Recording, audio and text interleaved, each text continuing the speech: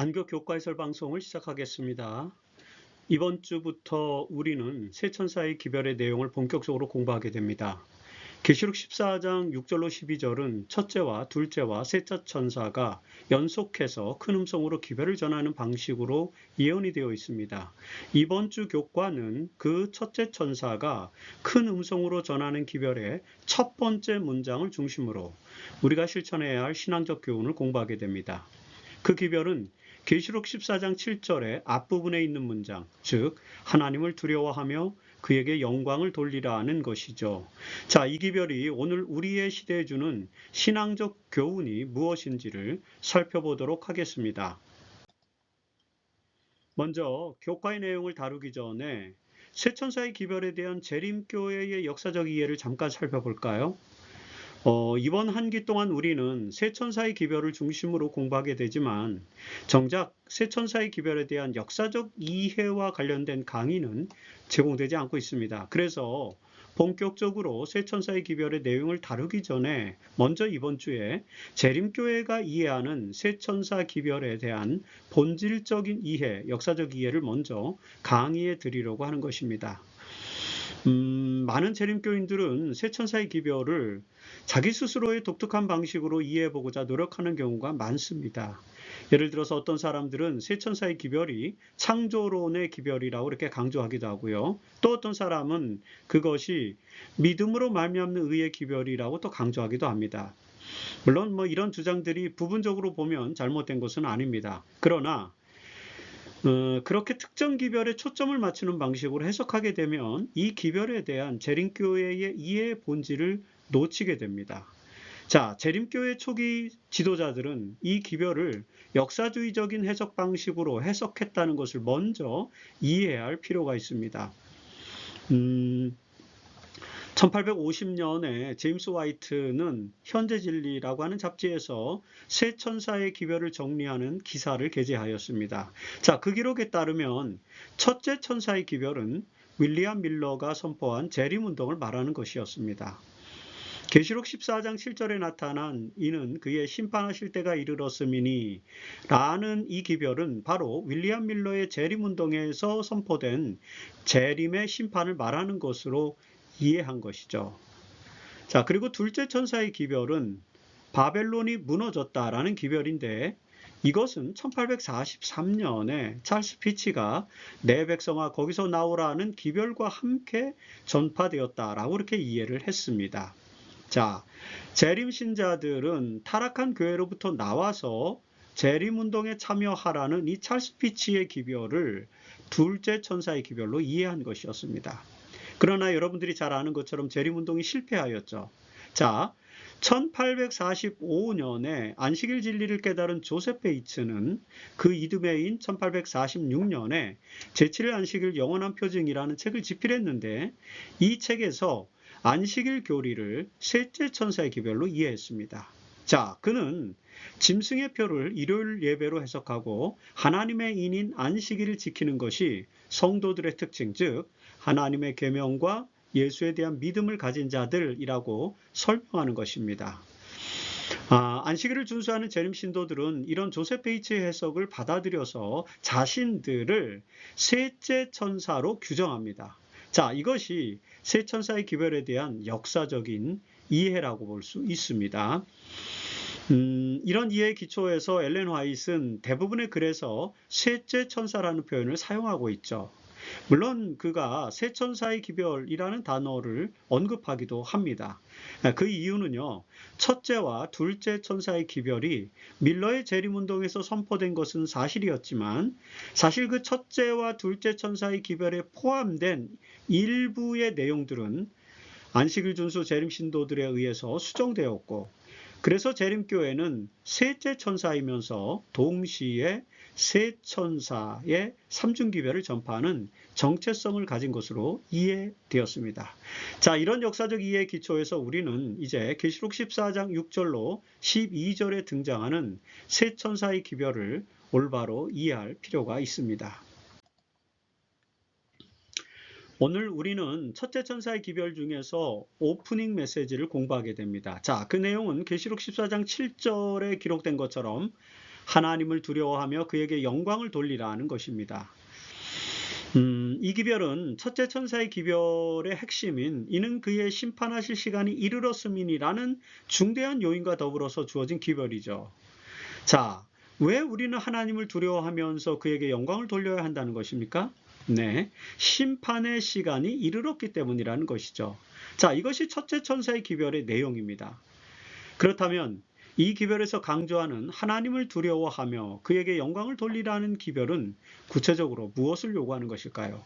자, 바로 이 질문에 대한 답을 찾는 것이 이번 주 교과의 내용입니다. 자, 먼저 첫째 천사는 하나님을 두려워하라고 외칩니다. 하나님을 두려워하라는 것은 여러분 무엇을 말할까요? 자, 그분은 심판의 하나님이시기 때문에 재판정에 세워진 죄인처럼 하나님 앞에서 두렵고 떨리는 심정으로 살아야 한다는 그런 말일까요? 물론 심판의 상황에서 그런 요소를 전혀 배제할 수는 없겠죠. 하지만 요한이 여기서 표현한 내용 꼭 그런 것만은 아니라는 것이죠. 자, 여기 두려워하며 라고 표현된 이 단어의 헬라어는 포베오라고 하는 단어인데, 이 포베오라고 하는 단어는 겁내고 무서워하라는 그런 뜻보다는 경외하라는 의미를 가진 것입니다. 히브리서 12장 28절로 29절에서 바울은 우리가 흔들리지 않는 나라를 받았은즉 은혜를 받자 이로 말미암아 경건함과 두려움으로 하나님을 기쁘시게 섬길지니 우리 하나님은 소멸하는 불이심이라는 그런 표현을 합니다. 자, 이 표현에서 우리는 하나님을 두려워하는 것이 무엇인지를 알게 됩니다. 우리가 하나님을 두려워하는 이유는 견고한 하나님 나라에 대한 소망을 가지고 있기 때문이라고 지금 말합니다. 자, 그리고 그 소망의 나라에 들어가려면 하나님을 기쁘시게 섬겨야 하는데 사실 그 하나님은 소멸하는 불이시라는 것이죠. 따라서 하나님 앞에서 우리가 소멸되지 않을 그런 조건을 가져야 하는데 그것은 바로 경건함과 두려워하는 마음, 즉 경외심이어야 한다라고 하는 것입니다. 이처럼 하나님을 경외하는 마음으로 살아가는 것이 바로 하나님을 두려워하는 것임을 우리는 알 수 있습니다. 여러분, 우리는 하늘의 높은 존재였던 사탄이 하나님을 두려워하지 않았기 때문에 결국 하늘에서 쫓겨난 사실을 잘 알고 있죠. 이사야서 14장 13절로 14절에 보면 하늘의 존귀한 천사였던 이 사탄은 내가 하늘에 올라 하나님의 뭇별 위에 내 자리를 높이리라. 내가 북극지폐의 산 위에 앉으리라. 가장 높은 구름에 올라가 지극히 높으신 이와 같아지리라는 그런 마음을 갖게 됩니다. 자, 이 천사는 교만함으로 자신을 하나님과 같아지고자 하였습니다. 이런 교만함이 결국 하나님을 두려워하지 않는 그런 마음을 보여주는 것이죠. 자, 그런 마음을 가지게 되면 심판과 더불어 하나님의 속성인 소멸하는 불에 의해 소명을 당하게 될 것이다 라는 것입니다. 여러분, 사탄의 이러한 경험은 우리에게 종교적인 시사점을 제공해 주고 있죠. 우리가 하나님을 두려워하지 않는 것은 바로 이런 교만함, 즉 자신을 높이는 마음을 가지는 것, 그런 것을 말하는 것입니다. 그런 교만한 마음은 하나님을 경외할 수 없게 만드는 것이죠. 그렇게 되면 우리는 심판의 때에 소멸되고 말 것입니다. 자, 그렇다면 하나님을 두려워하는 마음으로 살아가는 것은 어떤 태도를 말하는 것일까요? 네. 교만함의 반대인 겸비함, 겸손함을 가지는 것을 말하는 것이겠죠. 자, 사탄과는 달리 구원자이신 하나님의 아들은 우리에게 겸손의 모본을 보여주셨습니다. 빌립보서 2장 6절로 8절에 보면 그리스도는 하나님의 본체시나 하나님과 동등됨을 취할 것으로 여기지 아니하시고 오히려 자기를 낮추시고 죽기까지 복종하셨다라고 이렇게 기록하고 있죠. 이러한 자기 비하와 겸손함이 하나님을 두려워하고 경외하는 마음을 가진 그리스도의 모본이 된 것입니다. 자, 우리는 이런 본을 따라서 항상 자아를 낮추는 마음을 가지고 살아야 하며 특별히 하나님 앞에서는 겸손한 순종을 실천해야 합니다. 이것이 바로 하나님을 두려워하는 삶이라고 정리해 볼 수 있습니다.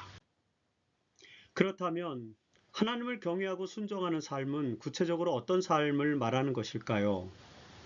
우리는 성경의 몇몇 사례들을 통해서 하나님을 경외하고 순종하는 삶이 무엇인지에 대한 신앙적 교훈을 찾아보도록 하겠습니다.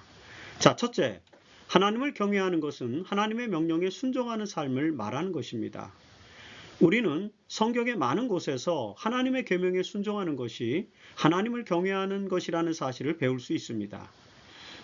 신명기 6장 2절에서 너와 네 아들과 네 손자들이 평생에 네 하나님 여호와를 경외하며 내가 너희에게 명한 모든 규례와 명령을 지키게 하기 위한 것이며 라는 기록이 나옵니다. 자, 그리고 시편 119편 73절로 74절에서 주를 경외하는 자들이 나를 보고 기뻐하는 것은 내가 주의 말씀을 바라는 까닭이니라는 그런 기록이 있고요. 그리고 전도서 12장 13절로 14절에 보면 일의 결국을 다 들었으니 하나님을 경외하고 그 명령들을 지킬지어다. 이것이 사람의 본분이니라고 호소합니다. 자, 이처럼 성경은 하나님을 경외하는 것과 하나님의 계명에 순종하는 것을 같은 개념으로 설명하고 있습니다.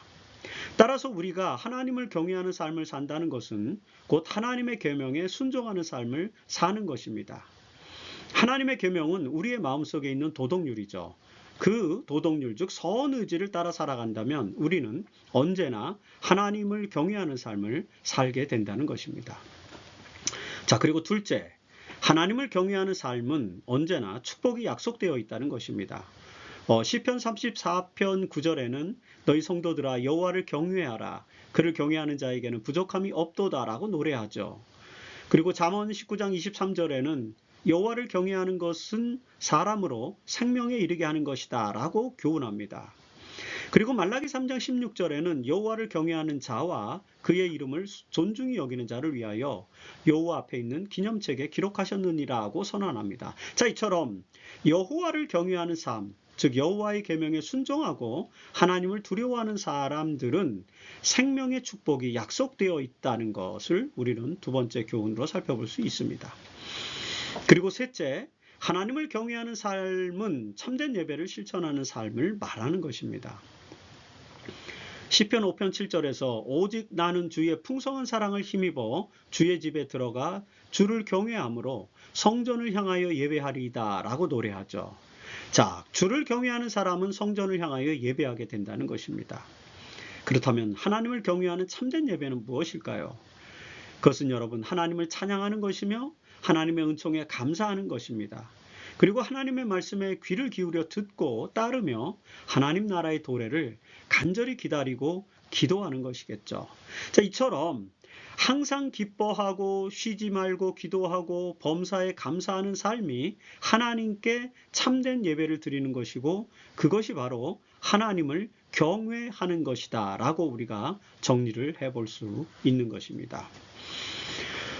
이처럼 하나님을 경외하는 삶은 계명에 순종하는 삶이며 축복의 약속을 성취하는 삶이고 그리고 참된 예배를 실천하는 삶을 말하는 것입니다. 세 천사의 기별은 영원한 복음답게 그 서두에서 하나님을 경외하는 삶을 살아야 한다고 이렇게 선포합니다. 자, 그래서 우리는 세 천사의 기별을 전파하는 사명을 가진 사람들로서 이 기별에 순종할 필요가 있는 것이죠.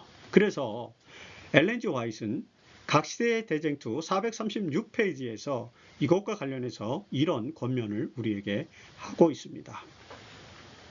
인류는 첫째 천사를 통하여 하나님을 두려워하며 그에게 영광을 돌리고 주님을 천지의 창조주로 경배하라는 명령을 받았다.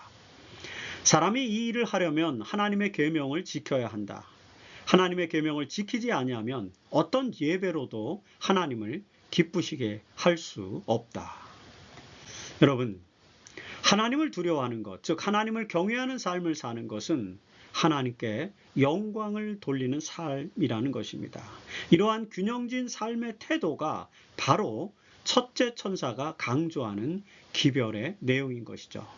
이 기별을 따라서 하나님을 두려워하는 신앙인의 태도가 우리의 삶이 되기를 바랍니다. 자, 그리고 하나님을 두려워하는 삶, 즉 하나님을 경외하는 삶은 또한 하나님 중심의 삶을 사는 것을 말하기도 하죠. 그래서 화요일 소지에서는 하나님을 경외하는 사람들이 추구하는 하나님 중심의 삶의 요소가 무엇인지를 살펴보게 됩니다. 여러분, 하나님 중심의 삶은 구체적으로 어떤 삶을 말하는 것일까요? 이에 대해서 성경이 어떻게 가르치는지를 한번 살펴보도록 하죠. 자, 먼저 하나님 중심의 삶이란 하늘의 가치를 추구하는 삶을 말하는 것입니다. 하늘의 가치를 추구하는 삶은 마태복음 6장 33절에서는 너희는 먼저 그의 나라와 그의 의를 구하라는 말씀에서 나타나는 것처럼 하나님의 나라와 하나님의 의를 추구하는 삶을 말하는 것으로 정의할 수 있습니다. 자, 이러한 삶을 골로새서 3장 1절로 2절에서 바울은 이렇게 말하죠. 위의 것을 생각하고 땅의 것을 생각하지 말라 라고 이렇게 권면합니다. 자, 하나님 나라와 그의 의를 추구하고 그리고 위의 것을 생각하는 삶을 살기 위해서는 우리가 어떻게 해야 할까요? 바로 히브리서의 저자가 히브리서 12장 2절에 설명한 그런 말씀, 권면의 말씀에서 우리는 그 답변을 찾을 수 있습니다. 자, 히브리서 저자는 히브리서 12장 2절에서 믿음의 주요 온전케 하시는 이인 예수를 바라보라고 이렇게 권면합니다. 예수를 따르는 그리스도인들이 예수를 바라보는 삶을 살게 되면 그분의 믿음과 온전함을 본받아 하늘의 가치를 추구하는 삶을 살게 될 것입니다. 자, 첫째 천사의 기별에서 하나님을 두려워하라는 말씀은 하나님을 경외하는 삶, 나아가서 하늘의 가치를 추구하는 삶을 살아야 한다는 그런 기별이기도 하죠. 아울러 하늘의 가치를 추구하기 위해서는 믿음의 주이신 예수를 바라보아야 하는 것이기 때문에 자, 이 기별에서 우리는 복음을 발견하게 되는 것입니다. 우리가 하나님 중심의 삶을 살아야 하는 이유는 계시록의 예언에서 나타나는 것처럼 이 세상의 역사가 선과 악의 대쟁투의 역사라는 사실과 관련되어 있습니다. 자, 우리가 하나님을 두려워하며 하나님 중심의 삶을 살지 못하는 이유가 무엇입니까? 그것은 바로 우주적인 악의 영향 때문입니다. 로마서 7장 21절에서 바울은 선을 행하기를 원하는 나에게 악이 함께 있는 하나의 법칙을 깨달았다고 고백하죠. 자, 그 바울의 고백처럼 우리는 선, 즉 하나님 중심의 삶을 살기를 원하지만 사실 우리 안에 있는 악의 영향으로 인해서 그렇게 하지 못하는 것입니다. 자, 이처럼 선과 악의 대쟁투는 우리의 마음속에서 일어나고 있습니다. 그래서 지혜자는 잠언 4장 23절에서 모든 지킬 만한 것 중에 더욱 내 마음을 지키라고 이렇게 교훈하죠. 선과 악의 대쟁투 상황에서 우리 마음을 지키려면 어떻게 해야 합니까? 자, 바울은 빌립보서 2장 5절에서 너희 안에 이 마음을 품으라 곧 그리스도 예수의 마음이니 라고 또 권면을 합니다. 우리의 마음속에서 일어나는 선과 악의 대쟁투에서 우리의 마음을 지키려면 우리는 예수의 마음을 품어야 하는 것입니다. 그리고 그 예수 그리스도의 마음을 품기 위해서는 성령의 능력과 믿음의 순종과 사랑의 실천을 우리 안에서 또 자라게 해야 한다는 것이 또 성경의 말씀입니다. 자, 에베소 3장 16절로 17절에서 바울은 그리스도의 마음을 품기 위한 세 가지 전략을 설명해 주고 있습니다. 자, 첫째는 성령으로 말미암아 너희 속사람을 능력으로 강건하게 하는 것입니다. 그리고 둘째는 믿음으로 말미암아 그리스도께서 너희 마음에 계시게 하는 것입니다. 그리고 셋째는 너희가 사랑 가운데서 뿌리가 박히고 터가 굳어지게 하는 것이라고 지금 설명하고 있죠. 에베소서 3장 16절로 17절에 이런 말씀을 주고 있는 것입니다. 자, 이처럼 성령의 능력과 믿음의 순종과 사랑의 실천은 우리 마음에 그리스도의 마음을 품고 우리의 속사람이 강건하게 되는 방법이다라는 것을 우리는 생각해 볼 수 있습니다. 여러분, 첫째 천사가 외친 하나님을 두려워하고 라는 이 기별 안에는 이런 종교적인 가르침들, 즉 성령의 능력과 믿음과 사랑의 실천이라는 그런 복음의 내용이 포함되어 있음을 우리는 잘 이해해야만 합니다. 안교교제의 저자는 이렇게 하기 위해서는 그리스도인들이 자유의지를 사용하여 신중하게 믿음의 길을 선택해야 한다라고 이렇게 강조하고 있죠. 그리고 엘렌 화이트도 청년에게 보내는 기별 251페이지에서 이렇게 말씀합니다. 자, 기도하는 시간과 장소는 거룩하다. 또한 태도가 경건하면 경외심이 더욱 깊어진다. 그런즉 타락하고 죄 많은 우리 인간이 경건하고 두려워하는 태도를 취하여야 한다. 라고 이렇게 강조하는 것입니다. 자, 이처럼 하나님을 두려워하며 라는 기별 안에는 하나님을 경외하는 경건한 삶, 즉 믿음과 사랑의 실천을 요구하는, 그리고 성령 안에서 살아가는 그런 내용들이 모두 포함되어 있음을 우리는 알 수 있는 것입니다. 첫째 천사의 기별의 서두에는 하나님을 두려워하며 그에게 영광을 돌리라고 외칩니다. 사실 이 말은 다른 것이 아닙니다. 자, 유대인들의 문법적 특징에 나타나는 대꾸의 형태의 표현이라고 볼 수 있죠. 즉, 하나님을 두려워하는 것과 그에게 영광을 돌리라는 것, 이것은 동일한 표현이라는 것입니다. 하나님을 두려워하는 것은 곧 하나님께 영광을 돌리는 것이라는 것이죠. 그럼에도 불구하고 우리는 하나님을 두려워하라는 기별에서 하나님 중심의 삶을 생각해 본 것처럼 이제 하나님께 영광을 돌리라는 이 기별이 주는 또 다른 교훈을 생각해 볼 수가 있겠죠. 여러분, 하나님께 영광을 돌리라는 이 기별에서 우리는 어떤 교훈을 깨달을 수 있을까요? 몇 가지 살펴보겠습니다. 첫째, 하나님께 영광을 돌리라는 표현은 종종 하나님의 심판의 맥락에서 사용되는 그런 표현인 것을 우리는 성경에서 종종 보게 됩니다. 자, 예레미야 13장 16절에서 선지자는 그가 어둠을 일으키시기 전에 너희 하나님 여호와께 영광을 돌리라는 그런 권면을 하고 있습니다.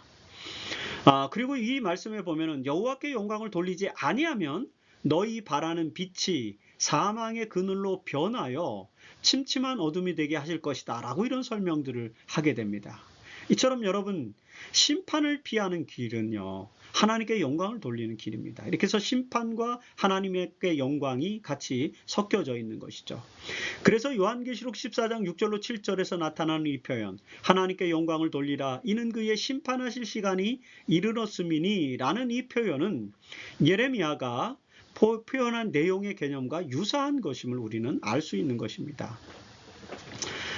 말라기 2장 2절에서도 너희가 내 이름을 영화롭게 하지 아니하면 내가 너희에게 저주를 내려 라는 그런 권면이 있지 않습니까? 자, 하나님께 영광을 돌리는 삶은 저주와 심판으로부터 구원받는 삶이라는 사실을 선지자들이 설명해 줌으로 말미암아 이 하나님께 영광을 돌리는 것이 심판과 연결된, 심판의 맥락과 연결된 그런 기별이라는 사실을 우리는 깨닫게 되는 것입니다. 그리고 둘째, 심판으로부터 구원을 받기 위해서 하나님께 영광을 돌리는 방법 중에 하나는 우리 속에 성령을 모시고 사는 것이다 라는 것입니다. 자, 고린도전서 6장 19절로 20절에서 바울은 너희 몸, 너희 소마는 너희 가운데 계신 성령의 전인 줄을 알지 못하느냐. 그런즉 너희 몸으로 하나님께 영광을 돌리라는 그런 말씀을 하죠. 자, 바울은 우리의 몸으로 하나님께 영광을 돌리라고 권면합니다. 그런데 여러분, 우리의 몸으로 하나님께 영광을 돌리는 방법은 우리의 몸을 성령이 거하는 전이 되게 하라는 것이죠. 자, 여러분, 성전은 어떤 곳입니까? 하나님이 계신 곳입니다. 그래서 우리의 몸이 성전이 된다는 것은 하나님의 성령이 우리 가운데 거하신다는 것을 말하는 것이겠죠. 그렇다면 어떻게 우리의 몸으로 하나님께 영광을 돌릴 수 있을까요? 자, 같은 고린도전서 3장, 이번에는 3장 16절에서 바울은 너희가 하나님의 성전인 것과 하나님의 성령이 너희 안에 계시는 것을 알지 못하느냐? 누구든지 하나님의 성전을 더럽히면 하나님이 그 사람을 멸하시리라고 권고하죠. 성령의 전인 우리의 몸으로 하나님께 영광을 돌리는 것은 우리의 몸을 더럽히지 않는 것이라고 연결시켜 볼 수 있습니다. 여러분, 여기서 표현된 몸이라는 단어는 헬라어로 소마이죠. 이 단어는 외적 신체를 말하는 것 이상으로 개인이 스스로 인지하는 내적인 존재를 말하는 것입니다. 그래서 영혼 몸이라고 할 때 그 몸이 바로 이 소마인 것입니다. 자, 우리는 스스로 성령을 모신 존재라는 것이죠. 따라서 우리는 우리의 전 존재를 거룩한 영의 지배 아래 두고 살아야만 한다는 것입니다. 그렇지 않으면 거룩한 영이 우리 안에 거하지 않게 될 것이고, 그렇게 되면 우리는 하나님께 영광을 돌리지 못하게 된다는 것입니다. 그리고 셋째, 그래서 바울은 우리의 몸을 거룩한 산 제물로 드리라고 이렇게 호소하는 것입니다. 여러분들이 잘 아시는 로마서 12장 1절의 말씀에서 바울은 너희의 몸을 하나님이 기뻐하시는 거룩한 산 제물로 드리라. 이는 너희가 드릴 영적 예배니라 라고 그렇게 권면합니다. 자, 고린도전서 6장에서는 너희 몸으로 하나님께 영광을 돌리라고 권면하였고요. 그리고 로마서 12장에서는 그 너희 몸을 이제 산 제물로 드리는 영적 예배를 또 권면하고 있습니다. 자, 이 두 말씀을 연결하면 우리의 몸을 산 제물로 드리는 영적 예배가 바로 하나님께 영광을 돌리는 것임을 또한 우리는 정리해 볼 수가 있겠죠. 자, 그렇다면 우리의 몸을 산 제물로 드린다는 것, 영적 제사를 드린다는 것, 이것은 구체적으로 무엇을 의미할까요? 사실 이 로마서 12장은 전체가 그 내용을 설명하는 것으로 구성되어 있습니다. 자, 바울은 로마서 12장 3절에서 오직 하나님께서 각 사람에게 나누어 주신 믿음의 분량대로 지혜롭게 생각하라고 권면하면서 이 영적 예배가 무엇인지를 자세하게 설명해 주고 있습니다. 내용들을 여러분들이 쭉 읽어보시면 좋겠고요. 그 내용을 정리해 보자면 로마서 12장 9절에서 바울은 악을 미워하고 선에 속하라고 이렇게 권면합니다. 그리고 계속해서 말씀이 이어지고 21절에 가서 또 보면 악에게 지지 말고 선으로 악을 이기라고 권면하죠. 여러분, 바로 이런 삶의 자세가 우리의 몸을 산 제물로 드리는 영적 예배라고 말씀하는 것입니다. 악을 미워하고 선에 속하라, 그리고 악에게 지지 말고 선으로 악을 이기라는 바로 이 말씀, 이 권면이 우리가 우리의 몸을 산 제물로 드리는 것이고 영적 예배를 드리는 것이고 그것이 바로 하나님께 영광을 돌리는 길이다 라는 사실을 설명해 주고 있는 것입니다. 이 말씀을 우리는 수요일 소지에서 또 깊이 이해할 필요가 있습니다. 이번 주에 우리는 계시록 14장 7절에 나타난 첫 문장, 즉 하나님을 두려워하며 그에게 영광을 돌리라는 말씀을 중심으로 첫째 천사의 기별의 첫 부분을 공부하고 있습니다. 자, 이제 목요일 소지에서는 그 내용의 결론적인 부분으로서 요한계시록에 나타난 이기는 자들에 대한 내용을 지금 다루고 있죠. 여러분, 계시록 14장은 지금 우리가 공부하는 계시록 14장은 14만 4천인, 그리고 세 천사의 기별, 그리고 인자 같은 이의 재림과 추수에 대한 예언, 이렇게 세 부분으로 구성되어 있음을 저희가 이미 살펴보았습니다. 지난번에.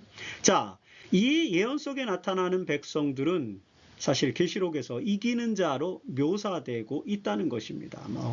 14만 4천인, 또 그리고 세 천사의 기별을 전파하는 천사들, 그리고 인내를 가진 성도들, 또 인자 같은 이가 오셨을 때 알곡으로 곳간에 추수되어서 곳간에 들어가는 사람들, 이 모두가 다 이기는 자로 묘사된 그런 사람들을 보여주는 것이죠. 자, 여러분, 계시록에서 이기는 자라는 표현은 7교회에 대한 모든 기록을 포함해서 원어로는 11번, 우리 한글 성경으로는 9번 이렇게 나타납니다.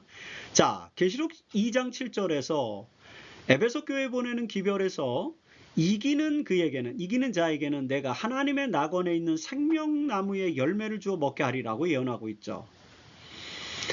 역사적으로 모든 하나님의 교회를 상징하는 이 7교회, 그 7교회에 보내는 기별에서 요한은 모든 교회, 그러니까 즉 모든 시대마다 이기는 자들에게 주어지는 상급에 대해서 기록합니다. 그리고 여러분, 그것뿐이 아니죠. 계시록 21장 7절에서 이 예언을 마무리하면서, 그리스도의 계시의 예언을 마무리하면서 이 모든 예언이 마치고 새 예루살렘을 상급으로 받는 장면이 등장하는데, 거기에서 계시록 21장 7절에 보면 이기는 자는 이것들을 상속으로 받으리라.